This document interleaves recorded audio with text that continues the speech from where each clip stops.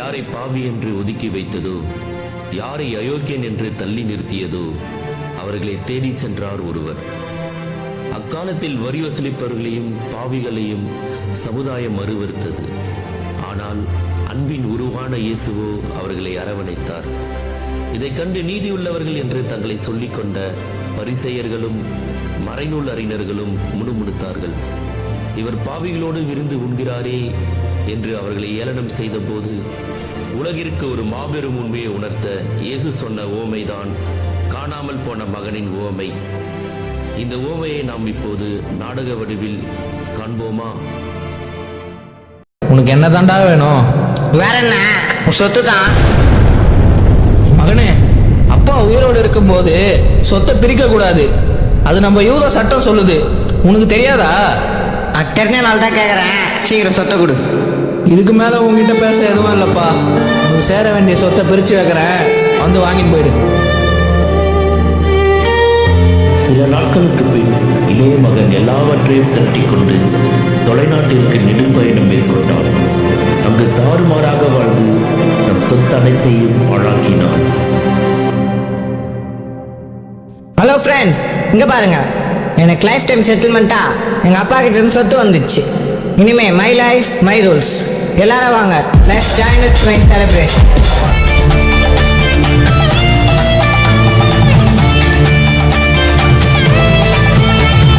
காசு இருக்கு, காலம் இருக்கு, கொண்டாட்டம் தான் நம்மளுக்கு. அப்பா தொல்லை இல்ல, வருத்தங்கள் இல்ல. என் லைஃப் என் ரூல்ஸ் தான் இனிமேல். உலகமே நம்ம பாக்கெட்டுல, இனிப்பு தான். ஏய், இந்த ஊர்ல பஞ்சம் ரொம்ப அதிகமாயிடுச்சு. அவன்கிட்ட காசு கூட காலி ஆயிடுச்சு. ஆமாண்டா, அவன்கிட்ட இருந்த காசெல்லாம் காலி ஆயிடுச்சு. நம்ம இந்த பஞ்ச தேசத்தை விட்டு சீக்கிரமா எஸ்கேப் ஆயிடலாம்டா. டேய், எங்கடா என்னை விட்டுட்டு போறீங்க? அட பாவீங்களா, காசு இருக்கும்போது எல்லாம் இருந்தீங்களேடா, எல்லாம் காலியான பேருக்கு மொத்தமாக விட்டு போறீங்களேடா. டேய், நீங்கன்னா உங்கள் அப்பா வீட்டுக்கு போயிடுவீங்க, நானா எங்கள் அப்பா வீட்டுக்கு கூட போக முடியாத நிலைமையில இருக்கேனேடா. தன்னிடம் இருந்த சொத்து முழுவதும் அழிந்த நிலையில் அந்நாட்டு குடிமக்களுள் ஒருவரிடம் அந்தி பிழைக்க சென்றார் இளைய மகன். அவர் அவனை பன்றிகளை மேய்க்க தன் வயல்களுக்கு அனுப்பினார்.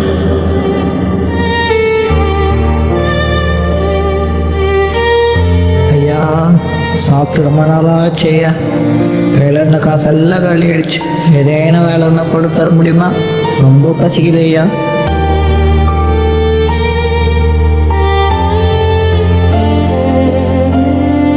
டேய், பஞ்சத்துல நானே வேலைக்காரங்களுக்கு சம்பளம் கொடுக்க முடியல, இதுல நீ வேற வரியா? சரி, உன்னை பார்த்தாலும் பாவமா இருக்கு. அதோ அங்க வயலுங்க தெரியுது பாரு, அங்க பன்னிங்க இருக்கு. அத போய் நல்லாமே உனக்கு சோறு போறத பத்தி அப்புறம் யோசிப்போம். என்னது, நான் பண்ணி மேய்க்கணுமா? ஆமா, நீ தான் மேய்க்கணும். வேணா நான் வந்து மேய்ச்சி தட்டா? சோறு வேணும்னா ஒழுங்கா போய் மேய். சரி, எனக்குன்னு வந்து வாய்க்கிறானுங்க பேர். ஐயோ, சாப்பாடு தான் தர மாட்டாங்க. அட்லீஸ்ட் பண்ணி சாப்பிட்ற உணவாவது கொடுத்தா நல்லா இருக்குமே. அட ஃப்ரெண்ட்ஸுங்களா, சொத்தை பிரிச்செத்துனுவா சொத்தை பிரிச்செத்துமா ஜாலியாக இருக்கலாம் நீங்களேடா. ஆனால் எல்லா சொத்தையும் உரிச்சு விட்டு என்னை எங்கே கொண்டு வந்து நிறுத்திருக்கீங்கடா. நம்ம அப்பா வீட்டில் வேலை செய்கிற சாதாரண வேலையால் கூட தேவைக்கு அதிகமாக உணவு வச்சுருக்கானே. சரி, நம்ம அப்பா வீட்டுக்கு போய் கடவுளுக்கு விரோதமாகவும் உமக்கு விரோதமாகவும் பாவம் செஞ்சிட்டேன்னு சொல்லி மன்னிப்பு கேட்போம். அப்படியே ஒரு வேலைக்காரனா வச்சு சொல்லி கேட்போம், அப்படியாச்சும் நல்ல உணவு கிடைக்குமே.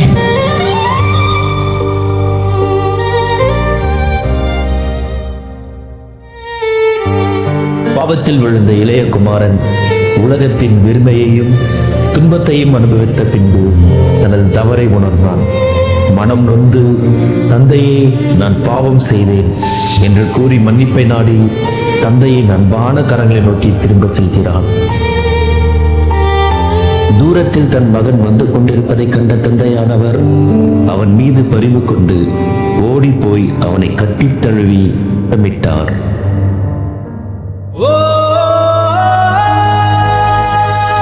தூசி படிந்த கால்கள், தொலைந்த என் அடையாளம், பசியின் வாடையில் கரைந்த நாட்கள், தவிட்டின் கசப்பில் விழுந்த ஆழம், அடிமை தேடிய வாழ்க்கை.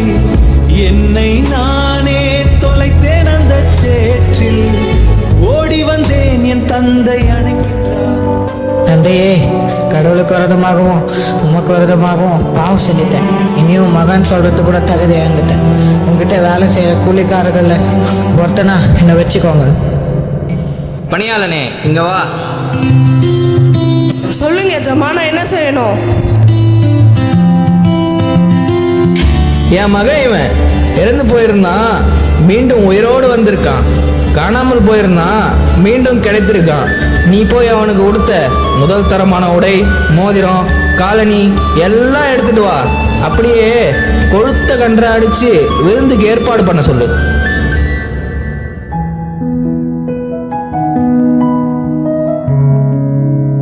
மகனே, நீ அந்நிய தேசத்துல உரிமை இல்லாம இருந்த.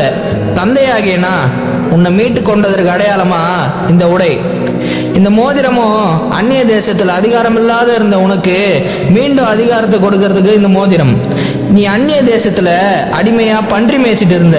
உன்னை நான் அடிமையில இருந்து மீட்டு கொண்டதற்கு அடையாளம் இந்த காலணிகளை அணிந்து கொள்.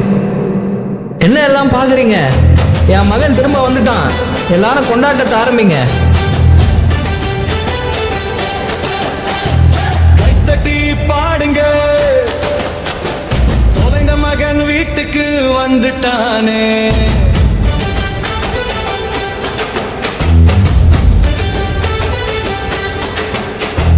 தொலைந்து போனவன் திரும்பி வந்தான், தந்தையின் வீட்டு சந்தோஷம் வந்தான்.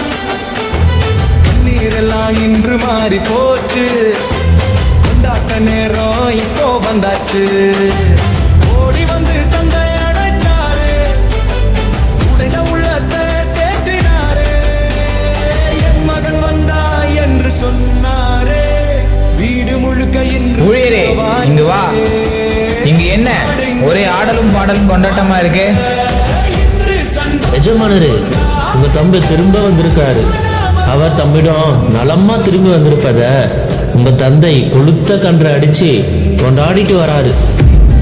என்னது, ஓடி போயிட்டு வந்தவனுக்கு இருந்தா? என்னது, என் தம்பி திரும்ப வந்துட்டானா?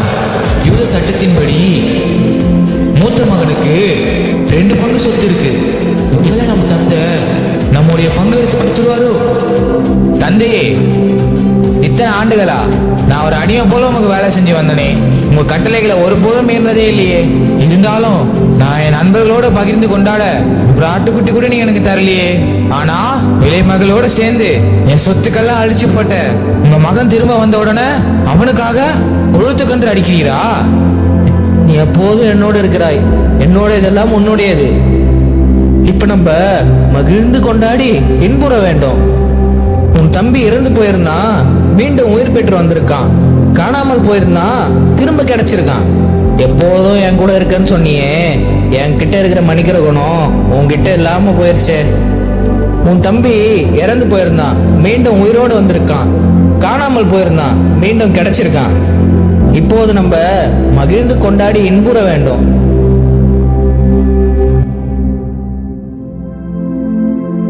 பாவத்தில் தொலைந்த மகன் மனமாற்றத்தில் திரும்பி வந்தான். அவனை உலகம் குற்றவாளி என்றது. ஆனால் தந்தையோ என் மகன் திரும்பி வந்தான் என்றார். இதுவே இயேசு சொல்ல வந்த செய்தி. தவறி போனவரை தள்ளுவதல்ல, திரும்பி வருபவரையும் அன்போடு ஏற்றுக்கொள்வதே கடவுளின் இதயம். அத்தகைய கடவுளின் மன்னிக்கும் பண்பை பெற்றவர்களாகி பிறரையும் மன்னிக்க வேண்டும் என்பதே கடவுளின் நோக்கம்.